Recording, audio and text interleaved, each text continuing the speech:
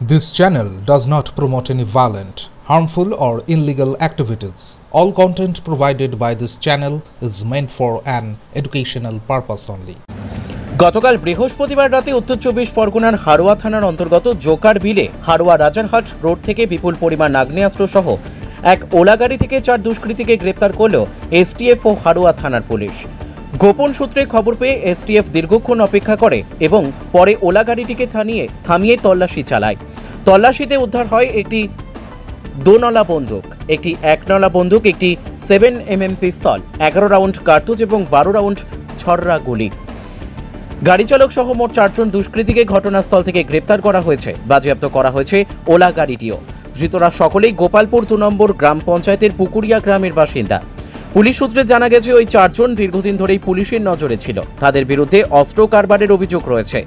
শুক্রবার ধৃতদের বসিরহাট মহকুমা আদালতে তোলা হয় এবং তাদের 14 দিনের এসটিএফ হেফাজতের আবেদন জানানো হয়েছে।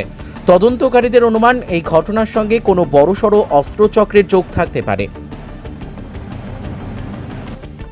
ছোট বড় সব প্রাণে খাদ্য রসিক জানে সব থেকে সেরা ঘি গোল্ড টাচ। খাঁটি গরুর দুধের বিশুদ্ধ গাওয়া ঘি গোল্ড টাচ ঘি।